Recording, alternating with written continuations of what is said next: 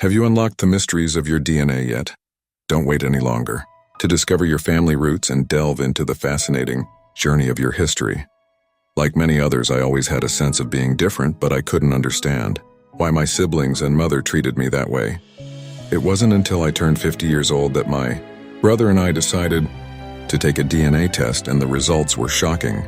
Confusion filled our minds as we received our DNA results, which showed that we had vastly different genetic backgrounds.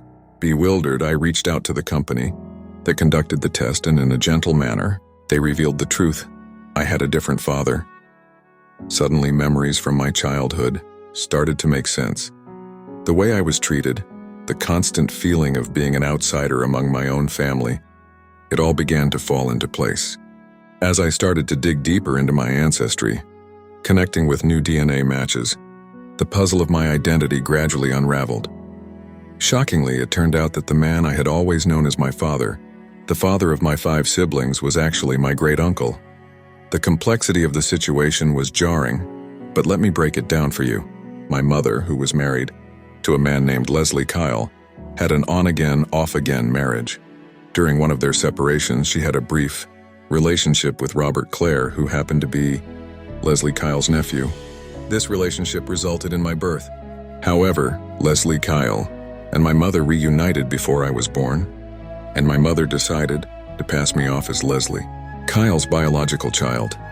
Little did anyone know, she held the secret of my true father, Robert Clare, close to her heart, and so I grew up with a father who harbored resentment towards me, unaware that I wasn't truly his child. He often treated me differently, labeling me as an outsider.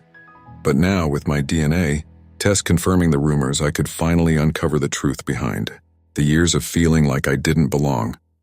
Although it was initially bittersweet to discover the reality of my heritage, the clarity it brought was immensely liberating.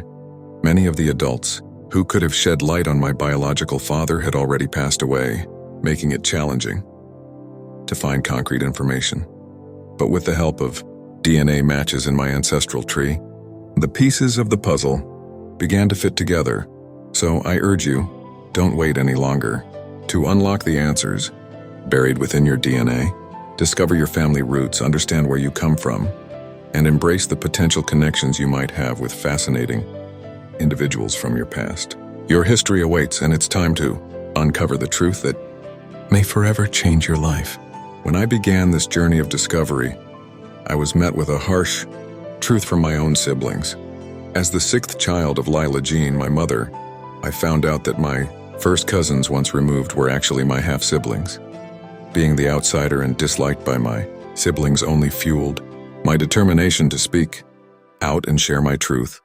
Among them, my eldest half-sibling, Vicky Jean, was the most vocal and cruel.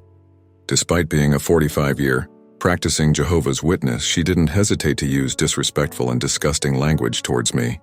She wanted me to keep the family secret buried, maintaining a saintly image of our mother's heritage. Unfortunately, our mother, who was an alcoholic, lost her life years ago in a tragic car accident caused by drunk driving, taking the life of another innocent person. The other half-siblings remained unaware and ignorant of the verbal attacks behind my back. So I pushed forward to uncover the identity of my biological father.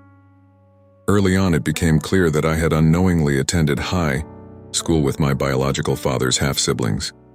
You see, my biological father had been adopted at the age of 10, leading to a change in his last name. However, our real last name turned out to be the same. This secret remained hidden for 50 years until I discovered that his name was Robert Clare. I reached out to his half-siblings, whom I also knew from high school. The journey of discovery was truly astonishing and confusing. The facts and DNA evidence came together, thanks to the stories shared by my father's half-siblings and the pictures they gave me.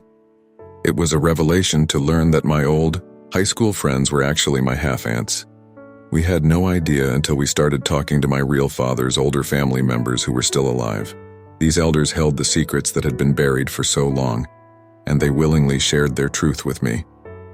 I felt a mix of gratitude, joy, sadness, and determination as I absorbed it all. I discovered that my real father also had his own struggles in his early life. He attended college, played in a professional band, and was poised for a successful career. His band even released an album called Lynn County, and he sang backup for several popular bands. He had just signed a contract with RCA Records and was on the brink of joining the Hollywood music scene, singing backup for iconic artists like Janis Joplin. However, tragically, Robert Clare never got to embark on that journey. For reasons unknown, he took his own life at the age of 26, hanging himself in the basement of his home with an electrical cord. He called his adopted father, informed him of his decision, and abruptly ended the call before taking his own life. The reasons for his actions remain a mystery. It is a heartbreaking end to a life full of potential and talent.